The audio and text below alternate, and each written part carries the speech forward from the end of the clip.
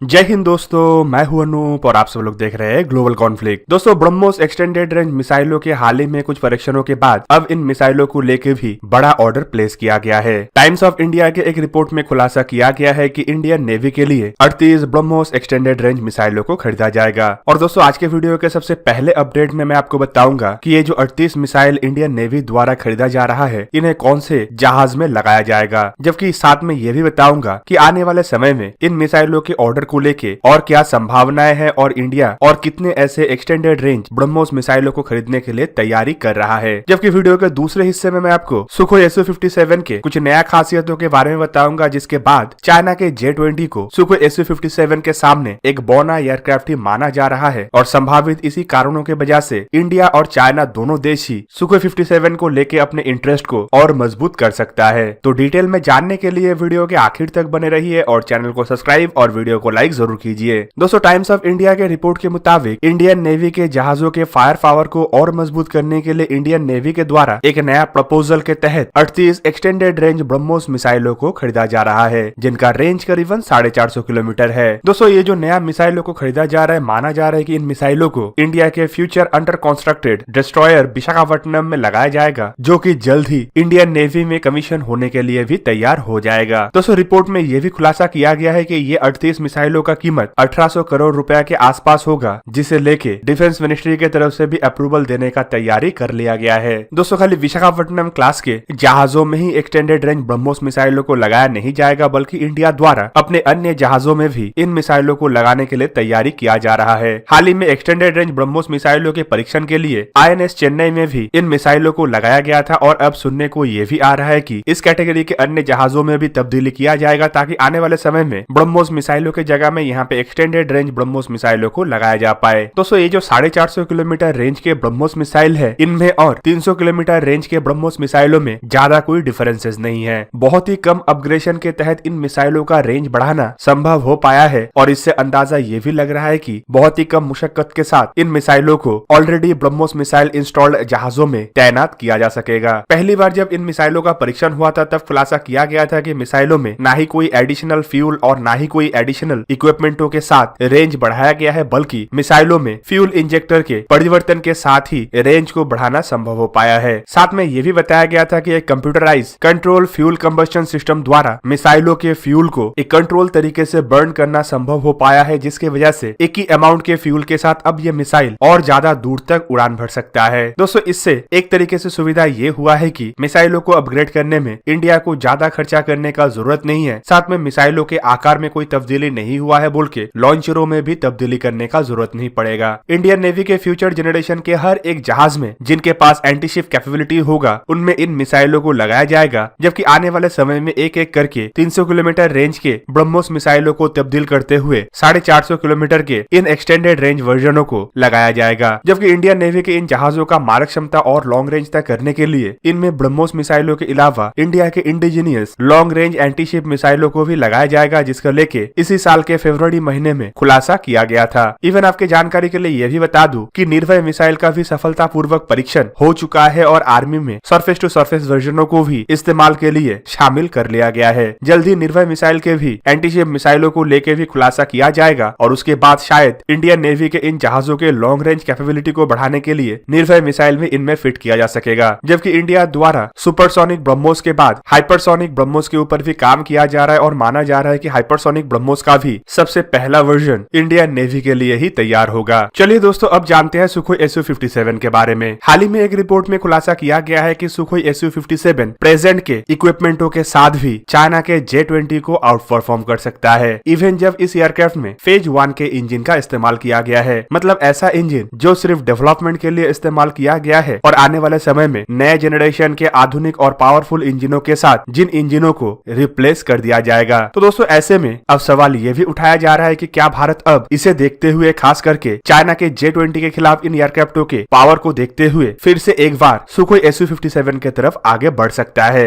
वैसे अगर देखें तो इंडियन एयरफोर्स के 5th जनरेशन एयरक्राफ्टों के जरूरत को पूरा करने के लिए AMCA के ऊपर ही फिलहाल सबसे ज्यादा फोकस लाया गया है। हाल ही में कुछ रिपोर्टों में खुलासा यह भी किया गया था कि AMCA के डेवलपमेंट को और तेज गति किया जाएगा, ताकि इन एयरक्राफ्टों का डिलीवरी 2029 से एयरफोर्स के लिए शुरू किया जाना संभव हो पाए। पर दोस्तों, ये भी एक दशक का इंतजार के बराबर है। एक तरफ जहां पे चाइना द्वारा ऑलरेडी अपने बेड़े में J-20 एयरक्राफ्ट को शामिल करना शुरू किया गया है, वहीं पे इंडिया को पहले 5th जनरेशन फाइटर एयरक्राफ्ट के लिए अगर एक दशक तक इंतजार करना पड़ा तो ये मॉडर्नाइजेशन प्रोसेस को भी स्लो कर सकता है। इवन कुछ वेस्टर्न एक्सपर्टों का ये भी कहना है कि इस एक दशक के दरमियान चाइना अपने J-20 को और मजबूत कर लेगा, साथ में अन्य एयरक्राफ्टों के डेवलपमेंट की तरफ भी चाइना आगे बढ़ सकता है। और इसी वजह से कहा यह जा रहा है कि भारत शायद आने वाले कुछ सालों के अंदर कोई 5th जनरेशन फाइटर एयरक्राफ्ट खरीदने का डिसीजन भी ले सकता है। दोस्तों, इन संभावनाओं को रशिया के तरफ से भी नकारा नहीं जा रहा है और इसी वजह से रशिया द्वारा भारत को FGFA प्रोजेक्ट में फिर से एक बार इन्वाइट करने के लिए भरपूर प्रयास किया जा रहा है। 2018 में जब भारत द्वारा FGFA प्रोजेक्ट से अपने आप को विड्रॉल किया गया था, तब भी रशिया की तरफ से कहा गया था कि आने वाले समय में भारत इस प्रोजेक्ट में फिर से जुड़ सकता है, जब भारत के जरूरतों को रशिया द्वारा इन एयरक्राफ्टों में इम्प्लीमेंट किया जाएगा और रशियन एयरफोर्स में बड़े मात्रा में इन एयरक्राफ्टों को शामिल किया जाएगा। इवन अब वो समय आ भी गया है जब रशिया की तरफ से इन एयरक्राफ्टों के इस्तेमाल के लिए इंजन और अन्य इक्विपमेंटों का डेवलपमेंट कर लिया गया है और रशिया का यह भी कहना है कि यह नया इक्विपमेंटों के द्वारा इंडिया के जरूरतों को पूरा किया जा सकता है। और रशियन एयरफोर्स के पहले बैच के एयरक्राफ्टों का डिलीवरी भी शुरू होने का समय आ चुका है और आने वाले 1 या 1.5 साल के अंदर रशिया के अंदर ऐसे कई सारे सुखोई 57 ऑपरेशनल हो जाएगा। दोस्तों, इन बातों के दरमियान जहाँ पे रशिया की तरफ से भरपूर प्रयास किया जा रहा है कि कैसे करके भारत को फिर से इस प्रोजेक्ट में जुड़ा जा पाए, वहीं पे कुछ रशियन एक्सपर्टों की तरफ से J-20 और सुखोई 57 को लेके हाल ही में जो खुलासा किया गया है, उसके बाद J-20 एयरक्राफ्टों को हकीकत की शक्ल में आने से पहले ही तबाह करने के लिए इंडिया का फोकस सुखोई 57 के तरफ बढ़ सकता है। दोस्तों, यूरेशियन टाइम्स के एक रिपोर्ट में हाल ही में बताया गया है कि जहाँ पे सुखोई 57 अभी भी अपनी परफॉर्मेंस को लेके मुशक्कत कर रहा है, वहीं पे इन एयरक्राफ्टों के मैन्यूवरेबिलिटी और परफॉर्मेंस J-20 से काफी बेहतर है। इवन अगर देखा जाए तो इनिशियल स्टेज में ही ये एयरक्राफ्ट चाइना के ऑपरेशनल J-20 को आसानी से मात दे सकता है। इवन कुछ सेक्टर में तो J-20 सुखोई Su-57 के आसपास में भी भटक नहीं पाएगा और ये सब कुछ क्रेडिट जाता है इन एयरक्राफ्टों के डिजाइन के ऊपर। इवन यूरेशियन टाइम्स के रिपोर्ट में यह भी खुलासा किया गया है कि सुखोई Su-57 के पास हाइपरसोनिक मिसाइल को कैरी करने का जो क्षमता है और रशिया द्वारा एयर टू एयर फाइट के लिए जिन मिसाइलों का डेवलपमेंट किया गया है, उन मिसाइलों के पास किसी भी एयरक्राफ्ट को आउट परफॉर्म करने का क्षमता है और इन मिसाइलों के बदौलत ही सुखोई Su-57 का क्षमता में बढ़ोतरी हासिल कर पाना और आसान हो गया है।